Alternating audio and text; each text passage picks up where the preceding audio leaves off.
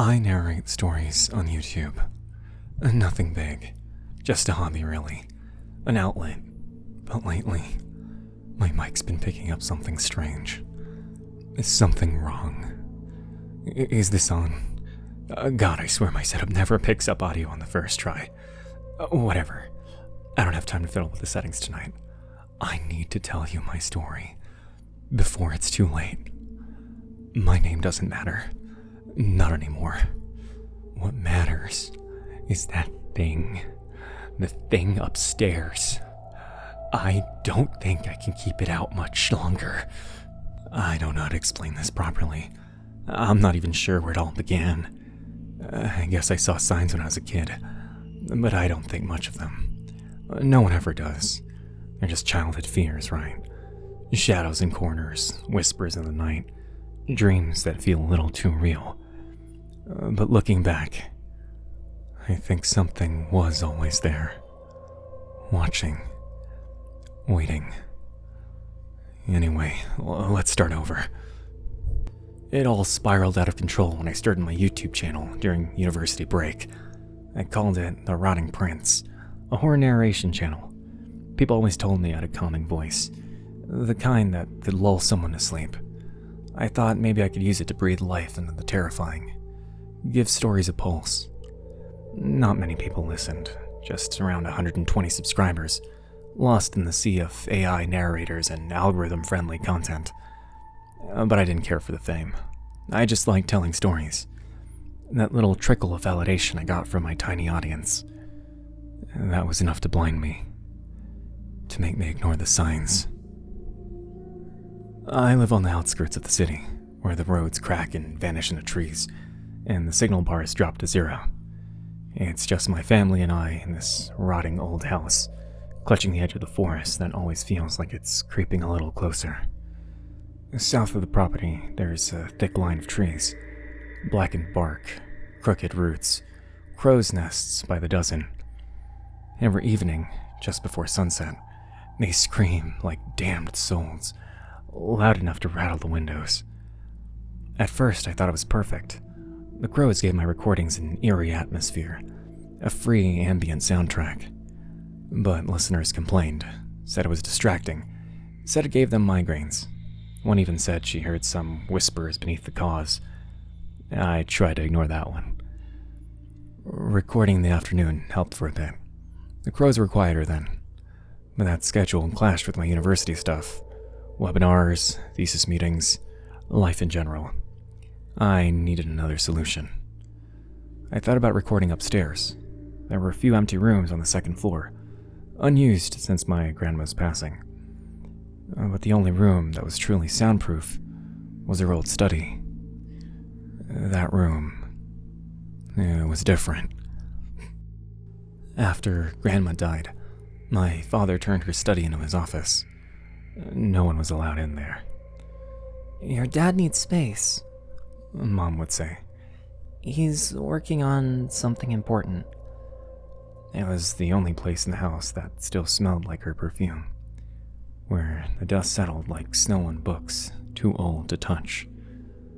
I hadn't stepped foot in there for years. It gave me the creeps, even back then. Something about the way the door swelled in its frame, like it was holding its breath. Still, I didn't think much of it. I respected the boundaries that were set, kept recording in the afternoon, and hated every second of it. Eventually, I got tired of fighting the crows. I started messing with audio software, found some plugins that could separate and suppress background noise. Pretty handy stuff, actually. The software split the audio into 2 channels, narration and ambient. It worked wonders. I could finally record in the evenings. The dark really added something to my voice. More tension, more edge. It made the horror feel a little more real. But then I noticed there was a third channel, a third audio channel that I just didn't recognize. At first, I just assumed it was a glitch. Maybe I'd accidentally created an extra audio track during post-production. I deleted it without listening. I don't think twice. But it kept showing up, Every time I recorded at night, there it was. Track 3. The third track didn't contain narration or crows. It was low, muffled. The background fuzz with the occasional spike, just enough to catch the eye. Curiosity got the better of me. And one night, I decided to isolate the third track, just to see what it was. Silence at first. Then static. Then whispers. Soft, breathy, just below comprehension. I strained to make them out. Turned the gain all the way up. Still couldn't understand them. But there was a rhythm. Cadence. It was a language, a tongue I've never heard before. Wet and insect-like, like something clicking their teeth beneath my ear. I told myself it was forest noise, wind, bugs, or maybe I left a browser tab open. But even as I made excuses, I knew something was off. The software only picked it up at night. Only when I recorded in my room, downstairs. If it were just ambient noise, I would have caught it during the daytime tests too. I didn't. It was only ever at night. Only when I was telling stories. Still, I pressed on.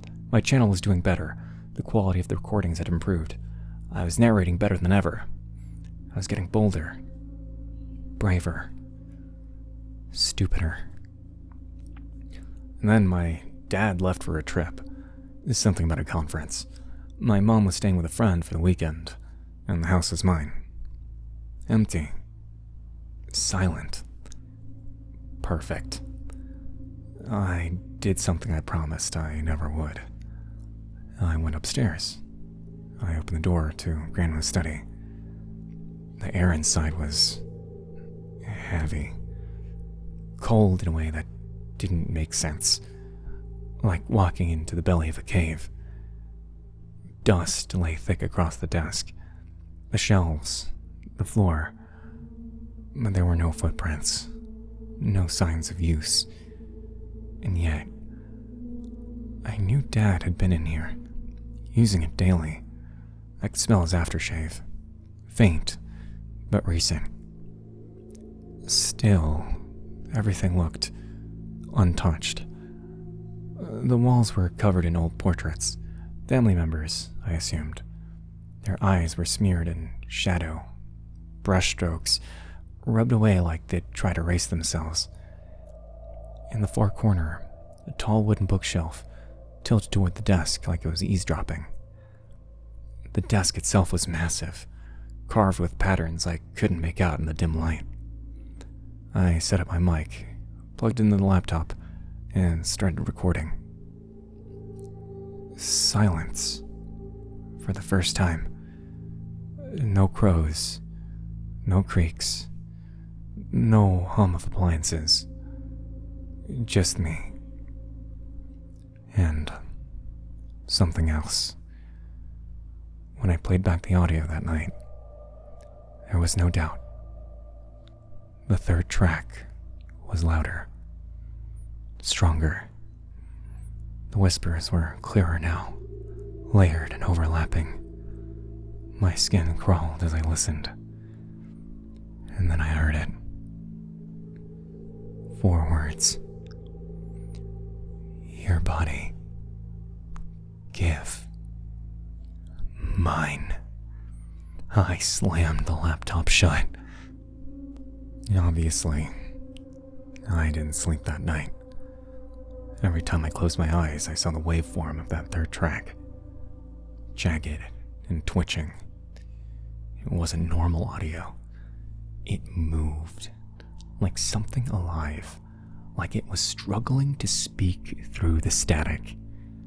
The words echoed in my skull, warped and sickly. Your body. Give. Mine.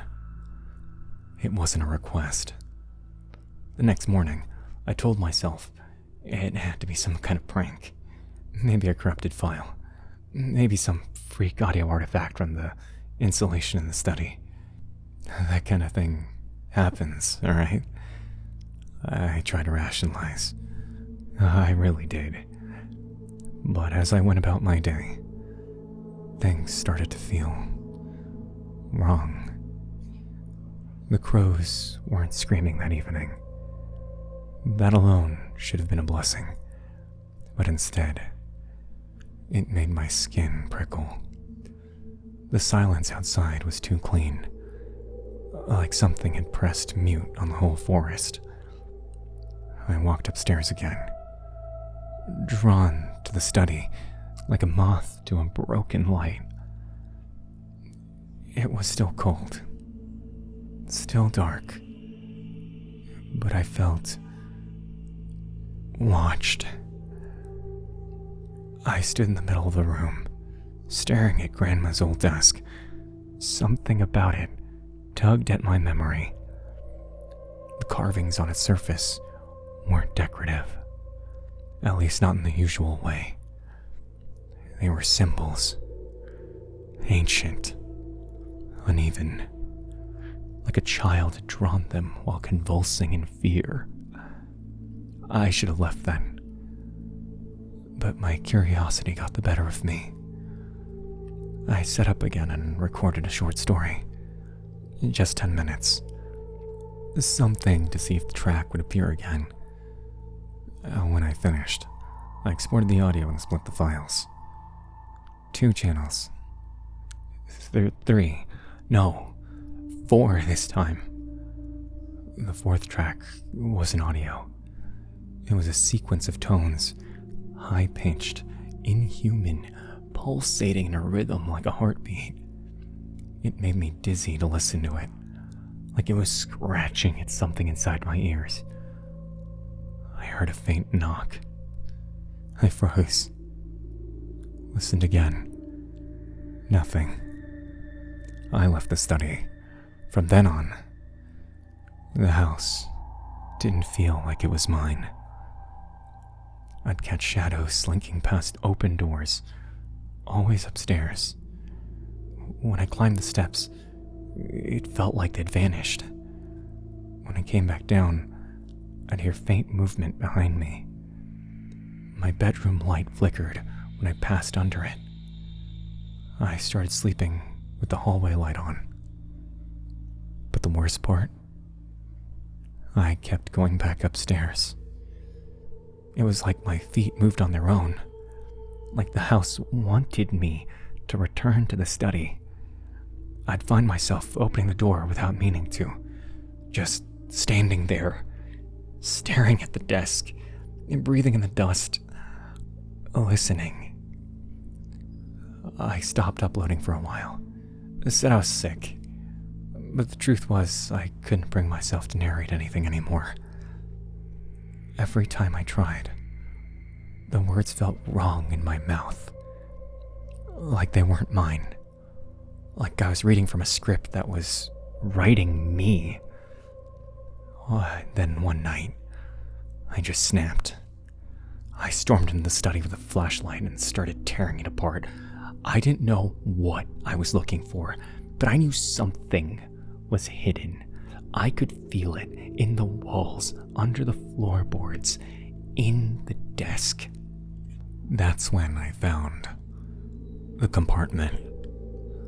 It was subtle, a hairline gap in the wood, just beneath the bottom drawer. I pried it open and found a scroll, wrapped in a black cloth and sealed with a brittle string. It crumbled in my hands. Inside was madness. The scroll was written in that same jagged language from the audio track, lines slashed like wounds into the paper, but here and there, I saw English. My family name, a date, 1872, a symbol that matched the carvings on the desk, and drawings, grotesque, shaky, almost childlike depictions of creatures. Long-limbed, eyeless things crawling across ceilings, coiled in corners, dripping shadows from their jaws. One stood behind a person, sitting at the very same desk. The person's face was scratched out, violently. My heart pounded. I couldn't stop staring at the image. I don't know how long I sat there before I heard it. A voice. Not in my head. Not through the mic. Behind me. Let me out. I turned. Nothing. Then the door slammed shut. I bolted. The moment my hand hit the doorknob, the study screamed behind me. Not with noise, but with pressure. The air collapsed inward, like the room was trying to fold itself. My skin buzzed. My teeth ached. The walls groaned. I stumbled back down the stairs and collapsed in the living room, my ears ringing. The scroll was still in my hand. I didn't go upstairs after that, but the damage was done. Whatever had been sealed in that study, I think I disturbed it. Shook the chains loose, and gave it just enough room to slip through the cracks. The following nights were worse. The shadows moved more openly. I saw them standing at the foot of my bed, gliding past the hallway, staring from behind the bathroom mirror. I should have tried to call my parents, but like I said, I live in a very rural area. No bars, no cell service, and for some reason, I couldn't tear myself away from the home, from the study. Anyway, the whispers, they returned, not just in my recordings, but in my dreams. They began to say more. I heard my name, my real one, and then, always, your body, give, mine. The lights in the house started dying, one by one. My phone wouldn't charge. My laptop glitched out. Files disappeared, then returned. Rewritten. Audio clips that I'd never recorded began showing up in my project folders. I played one. It was me, reading a script I had never seen. A story about a boy who narrates horror stories on YouTube, who lives on the edge of a forest, who opens a door that should have stayed closed. And at the end of the file, the narrator screams. Then silence. Then a new voice. Low, cold, familiar, but not mine. I slammed the laptop shut, threw it across the room.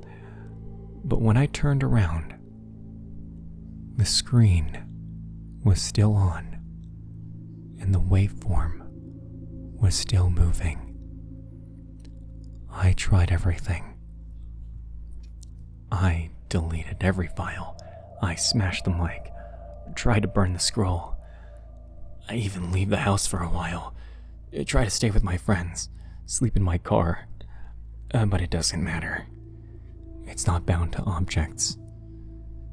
It's bound to me. The shadows follow. Every screen I look at shows flickers of movement in the corners. Every silence is filled with that faint whisper, like breath dragging across a dying radio. Even my reflection starts lagging, delayed by a fraction of a second, like it's watching me, judging me. I don't speak for 3 days, but the dreams, they won't stop. In them, I'm back in the study, sitting at the desk. The carvings glow with pulsing red light, the kind that throbs behind your eyes during a migraine. The scroll opens itself. My mouth follows, and something inside me smiles. Then I wake up, and my mic is always on, recording. I don't remember setting it up. I don't remember writing a script. But the file's there. Final broadcast. .wave. I hit play. It's my voice. Calm. Collected. Rehearsed. I think it's time you heard everything. I slam the lid shut again, and I go upstairs. This time, the door to the study is already open. The lights are on. Waiting. The carving on the desk is glowing again. This time, a deep, syrupy black. The air tastes metallic. The shadows pulse slowly across the floor, like veins crawling toward me. I sit, and I start recording. I narrate horror stories on YouTube. My mic picks up strange noises when I record. The words pour out of me. I don't think about them. They just come. Is this on? I swear my recording setup never picks up audio on the first try. I don't blink. I don't breathe. I just speak. I have to tell you my story before it's too late. The laptop screen begins to flicker, and for the first time, I see me in the reflection. But I'm not moving my mouth.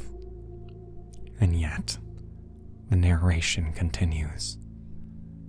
The reflection smiles. My body doesn't. What's important is that thing upstairs. I feel it spreading through me like rot in old wood, curling around my lungs, whispering between my ribs. My voice wavers and then smooths. I didn't mean to let it in. My fingers twitch.